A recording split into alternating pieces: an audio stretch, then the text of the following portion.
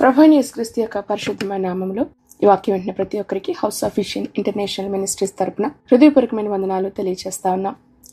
మరి దేవుని యొక్క ఉన్నతమైన కృపలో గడిచిన మాసం అంతా, మార్చి నెలంతా కూడా దేవుడు ఎన్నో అభ్యంతరాలు, ఎన్నో భయాలు, ఆందోళనల మధ్యలో దేవుడు సజీవులుగా మన నుంచి మరొక మాసంలోనికి, ఏప్రిల్ మాసంలోనికి అడుగుపెట్టడానికి ప్రభు మనకి కృప చూపించారు.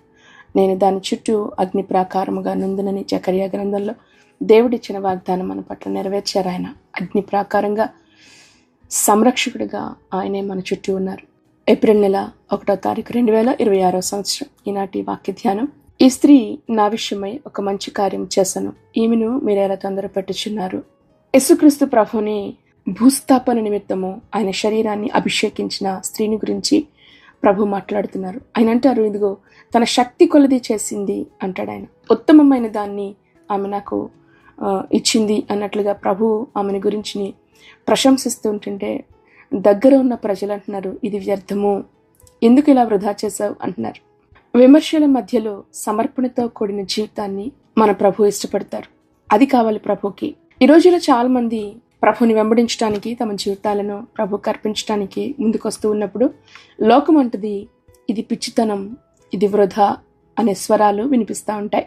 అయితే ఆ సమయంలో ప్రభు యొక్క స్వరాన్ని మనం వినగలిగితే ప్రభు చెప్తాడు, ఇది మంచి కార్యం, ఇది ఉత్తమమైనది. అక్కడ జరుగుతున్న పరిస్థితిని చూస్తే ఆ స్త్రీ చాలా ఖరీదైన ఒక సుగంధ తైలాన్ని తీసుకుని వచ్చి ప్రభు యొక్క తల మీద పోసింది, ఆయన అభిషేకించింది. శిష్యులు చాలా కోపడ్డారు, విమర్శించారు, ఎందుకు ఇదంతా వృధా అంటున్నారు. కానీ ప్రభు అంటున్నారు, ఆమెను తొందర పెట్టద్దు. లోకానికి ఎప్పుడు కూడా అర్థం కాదు ఆత్మీయత అనేది.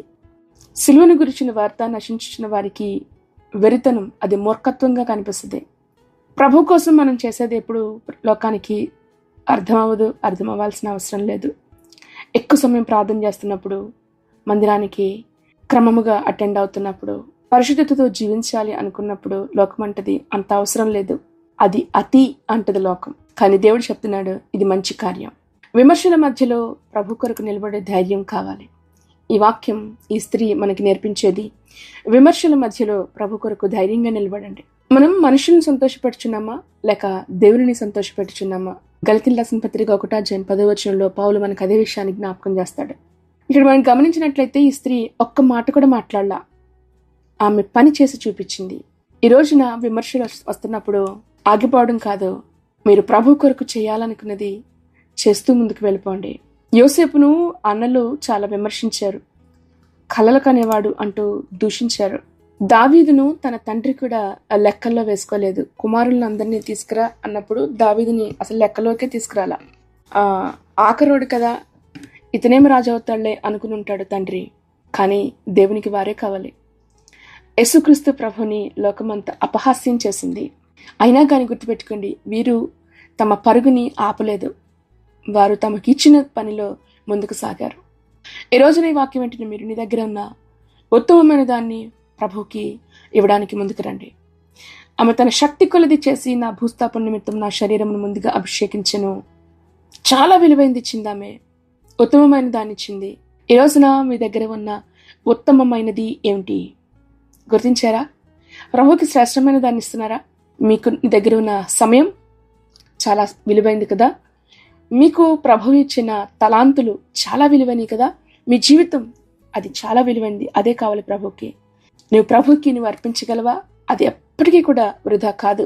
దేవుడు మీ యొక్క అర్పణను ఎప్పుడు కూడా మర్చిపోయే దేవుడు కాదు. ప్రభు అంటాడు ఈమెని గురించి మత్తయి సువార్త 26:13 సర్వలోకమందు ఈ సువార్త ఎక్కడ ప్రకటించబడుతుందో అక్కడ ఈమె చేసింది కూడా జ్ఞాపకార్థముగా ప్రశంసించబడును. ఎంత అద్భుతమైన విషయం! ఆమె ఎప్పుడో 2000 సంవత్సరాల క్రితం చేసింది, కానీ ఈ రోజు వరకు కూడా ఈ స్త్రీ చేసిన ఈ గొప్ప కార్యాన్ని ఈ రోజున మనం కూడా చెప్పుకుంటున్నాం. మర్చిపోలేదు. ప్రపంచం, లోకం మర్చిపోదు, ప్రభు గుర్తుంచుకుంటాడు. మీరు చేసిన కార్యమును మర్చిపోవటకు దేవుడు అన్యాయస్తుడు కాదు అని హెబ్రీయులకు రాసిన పత్రికలో 6:10 మనకి జ్ఞాపకం చేస్తుంది. మనం రహస్యంగా చేసిన ప్రార్థనలు, మనం రహస్యంగా ప్రభుకి మనం అర్పించే అర్పణలు, మనం చేసే ప్రార్థన పరలోకములో అద్భుతంగా ఒక గొప్ప ఘోషగా లేదా ఒక ధ్వనిగా వినపడుతుంది తెలుసా? ఎందుకనంటే చూడండి, అపోస్తల కార్యాలు 10వ కొర్నేలి అనే ఒక భక్తుడు ప్రార్థన చేస్తున్నప్పుడు ఒక దేవదూత వచ్చి ఆయనకి ఒక వర్తమానాన్ని చెప్పింది. ఏమన్నదంటే, ఇదిగో నీవు చేసే ప్రార్థనలు, ధర్మకార్యములు జ్ఞాపకార్థముగా పరలోకం దేవుని యొక్క సన్నిధికి చేరాయి. అంటే మనకంటే ముందుగా ప్రభు సన్నిధికి చేరేవి ఏంటి? మన భక్తి జీవితం, మనం చేసే ధర్మకార్యాలు. ప్రభు కొరకు మనం చేసేది ఏదైనా కానీ మనుషులు మర్చిపోవచ్చు, చేసిన మనమైనా మర్చిపోవచ్చు, కానీ ప్రభు మర్చిపోయే దేవుడు కాదు. ఆయన జ్ఞాపకం ఉంచుకునే దేవుడు. పరలోకములో నీ గురించి సాక్ష్యం పలికేవి నీ భక్తి జీవితం, నీ ధర్మకార్యాలు, నువ్వు చేసే సేవ. ఈ రోజున ఎక్కువగా ప్రతి సంఘాల్లో కూడా క్రైస్తవులు ఎలా కనిపిస్తున్నారంటే సగం సగం పార్ట్ టైం వర్కర్స్లా కనిపిస్తున్నారు. ప్రభుకి పార్ట్ టైం వర్కర్స్ వద్దు, ప్రభుకి ఫుల్ టైం క్రిస్టియానిటీ కావాలా, సంపూర్ణంగా సమర్పించుకునేవారు కావాలా. ఈ వాక్యం వింటున్న మీలో ఎంతమంది పార్ట్ టైం వర్కర్స్లా మిగిలిపోతా ఉన్నారు?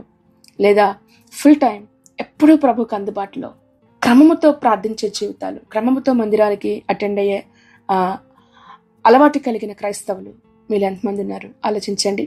ఉత్తమమైన దాన్ని ప్రభుకి ఇవ్వడానికి సిద్ధంగా ఉన్నారా? మనుషుల కొరకు కాదు, ప్రభు కొరకు బ్రతకండి, ప్రభు కొరకు నిలబడండి. మీ జీవితాలు ప్రభుకి సువాసన కలిగిన అర్పణగా మారాలి. విమర్శల మధ్యలో ఆగిపోవద్దు. విమర్శల మధ్యలో సైలెంట్గా మీరు చేయాల్సిన కార్యాన్ని ప్రభు కొరకు చేయండి. దానిని ప్రభు చూస్తాడు. ఈ లోకం వృధా అంటది, అతి అంటది, అయినా పర్వాలా ప్రభు కొరకు మంచి కార్యాన్ని చేయండి. ఈరోజు నీ వాక్యం వింటున్న మీలో కొంతమందితో మాట్లాడుతున్నాను. ఏంటంటే చూడండి, చాలా మంది ఫోన్ పట్టుకుంటారు, గంటలు పట్టుకుంటారు. ఫోన్ ఏముంటుందో తెలియదు, అందులో ఆడుతూనే ఉంటారు. అది ఓకే, వాళ్ళకి గేమ్స్ ఆడతారు, సోషల్ మీడియాలో టైం వేస్ట్ చేస్తారు. కానీ దేవుని కొరకు 1 గంట సేపు కనీసం వచ్చి మందిరాల్లో కూర్చోగలుగుతున్నారా? ప్రభు సన్నిధిలో ప్రార్థన చేయగలుగుతున్నారా? ప్రార్థనకి వెళ్ళాలంటే వాళ్ళు అంటారు ఇది వేస్ట్. ఇదే జరిగింది ఈ యొక్క సన్నివేశంలో కూడా. ఆమె ఎంతో విలువైన సుగంధ తైలాన్ని తీసుకుని వచ్చి ప్రభుకి అభిషేకిస్తే ఆ చుట్టూ ఉన్న వాళ్ళు అంటున్నారు అంత అవసరం లేదు, ఇది వేస్ట్ అయిపోయింది, ఇది వృధా అయిపోయింది. అందరూ షాక్ అయిపోతున్నారు. కానీ ప్రభు చెప్తున్నారు ఇది మంచి కార్యం.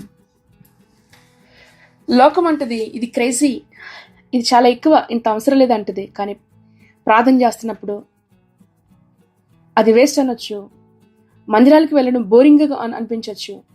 పరిశుద్ధమైన జీవితాలు ఈ రోజున చాలా పురాతనమైన లేదంటే ఓల్డ్ ఫ్యాషన్స్గా కనిపించవచ్చు. కానీ నువ్వు దేవుని కొరకు బలమైన సాధనంగానే ఉండాలంటే గుర్తుపెట్టుకోండి, దేవుడు నీ ప్యాషన్, నీ యొక్క సమర్పణని దేవుడు కోరుకుంటున్నాడు. నీ ప్యాషన్ ఎప్పుడు వృధా కాదు. నువ్వు ప్రభు కొరకు చేసే భక్తి, నియమముతో కూడిన భక్తి జీవితం ఎప్పుడు కూడా వృధా కాదు. పౌలు తిమోతికి ఇదే విషయాన్ని జ్ఞాపకం చేస్తాడు. ఇదిగో నీ యవనమును బట్టి ఎవరు కూడా నేను తృణీకరించనివ్వకు. 1 తిమోతి రాసిన పత్రిక 4:12. ప్రభువుని అభిషేకిస్తున్న ఈ స్త్రీని ఆపాలని చాలా మంది చూశారు, కానీ ఆమె ఆగల. ఈరోజు ఈ వాక్యం వింటున్న మీ జీవితాల్లో ఎన్నో స్వరాలు నిన్ను ఆపేశాయి. ప్రభు దగ్గరికి రాకుండా, ప్రార్థన చేయకుండా, మందిరంలో నువ్వు కనిపించకుండా నువ్వు ఆగిపోయావు. ఈ వాక్యం ద్వారా నేర్చుకోవాల్సింది ఒక్కటే, ఆగిపోవడం కాదు, సాగిపోవడం నేర్చుకోగలగాలి. లోకపు స్వరాలు అనేకసారి వినిపిస్తూ ఉంటాయి. ఇంకా టైం ఉంది, అప్పుడే అవసరంలా దేవుడి దగ్గరికి రావడానికి, ఇంకా చాలా సమయం ఉంది, ఇంకా పోయి లోకంలో ఎంజాయ్ చేయొచ్చు అని. తర్వాత ఎప్పుడో భక్తి జీవితం కాదు. ప్రభు చెప్తున్నాడు, నేడే, ఈరోజే, ఏ దినము ఏది సంభవిస్తుందో అది నీకు తెలియదు. అసలు రేపటి దినము నీకు అవకాశం ఉంటుందో లేదో కూడా తెలియదు. ప్రసంగి గ్రంథకర్త ఇదే విషయాన్ని మనకి జ్ఞాపకం చేస్తాడు. 12:1 దుర్దినములు రాకముందే, వీటి యందు నాకు సంతోషం లేదు అని నువ్వు చెప్పే దినాలు రాకముందే ఇప్పుడే నీ సృష్టికర్తను స్మరణ చేసుకోవటం మంచిది. నీకు దేవునికి ఇచ్చేది శ్రేష్టమైనది ఇప్పుడే నువ్వు ఇవ్వగలగాలి. ఈ రోజుల్లో పిల్లలు మాట్లాడేది ఏంటో తెలుసా? టైం అంతా కూడా ఇన్స్టాగ్రామ్, శక్తి, ఎనర్జీ అంతా ఫన్కి ఇస్తారు. అబ్బో, ఫోన్ పట్టుకుంటే చాలా ముఖ కవలికలు మారిపోతూ ఉంటాయి. ఎప్పుడో వయసు అయిపోయిన తర్వాత లెఫ్ట్ ఓవర్ దేవుడికి ఇవ్వాలనుకుంటున్నారు. జాగ్రత్త. ఈ స్త్రీ చేసింది బెస్ట్, తన జీవితంలో ప్రభుకి ఇచ్చింది. ఈరోజు నీ వాక్యం ఏంటన్నా మీరు ప్రభుకి బెస్ట్ ఇవ్వగలుగుతున్నారా? నీ జీవితంలో అన్ని విషయాలు సమయంలో బెస్ట్ ఇస్తున్నారా? మందిరానికి వెళ్ళడంలో బెస్ట్ ఇస్తున్నారా? ప్రార్థన చేయటంలో ద బెస్ట్ టైం నీ జీవితంలో ఇస్తున్నారా? ఇచ్చి చూడండి, అద్భుతమైన సంతోషం, అద్భుతమైన ఆనందం. ప్రభు చెప్తున్నాడు, ఆమెను తొందర పెట్టద్దు. నువ్వు ప్రభు కొరకు నువ్వు నిలబడి నీ జీవితంలో ఉన్న బెస్ట్ ప్రభుకిస్తే నిన్ను గద్దించువారు లేదా నీ మీదికి వచ్చే శత్రువులతో ప్రభు యుద్ధం చేస్తాడు. ప్రభు అంటున్నాడు, ఆమెను ఎందుకు తొందర పెడుతున్నారు? తొందర పెట్టద్దు. ఆమె పక్షంగా ప్రభు సాక్ష్యం పలుకుతారు. నీ పక్షంగా నువ్వు బోల్డ్గా ప్రభు కొరకు నిలబడితే ప్రభువే నీ పక్షంగా సాక్ష్యం పలుకుతారు. God will stand for you. ధైర్యం తెచ్చుకోండి, ప్రభు కొరకు నిలబడండి.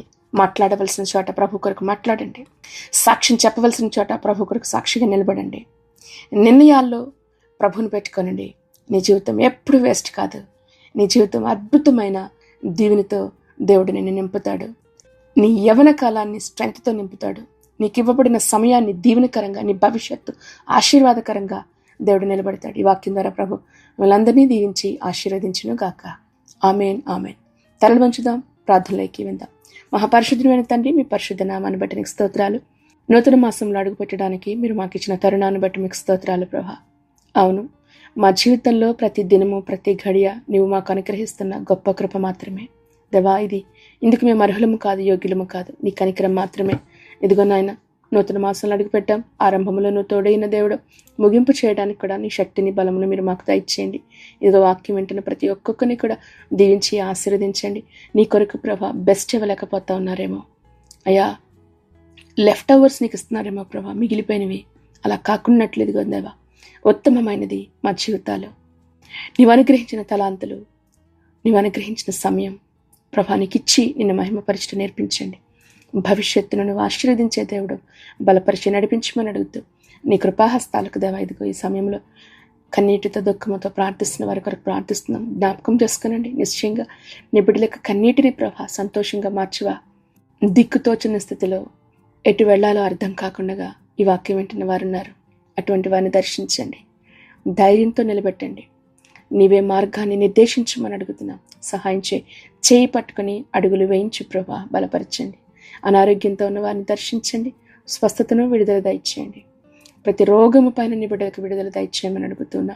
మరొకసారయా ఇదిగో గడిచిన నెలంతా కూడా అనేక మందికి మిడిల్ ఈస్ట్లో డ్యూటీస్ లేవు. ఏం తినాలో, ఎలా అద్దులు కట్టుకోవాలో తెలీదు, ఎలా బ్రతకాలో తెలీదు. నిశ్చయంగా నీ బిడ్డని జ్ఞాపకం చేసుకోవా. ప్రతి పరిస్థితుల నుంచి కూడా నీ బిడ్డని విడుదల చేసి నెమ్మది నిమ్మని ప్రభు యేసుక్రీస్తు నామములో దేవా మరొకసారి ఎగ్జామ్స్ రాసిన బిడ్డలందరినీ దీవిస్తున్నాం. బలపరిచి నడిపించమని ప్రభు యేసుక్రీస్తు నామములో ప్రార్థించి నీ బిడ్డలను ఆశీర్వదిస్తున్నాం మా పరమ తండ్రి. ఆమేన్, ఆమేన్, ఆమేన్. ప్రభు యేసుక్రీస్తు కృప మీ అందరికీ తోడేయండి, నడిపించును గాక. ఆమేన్.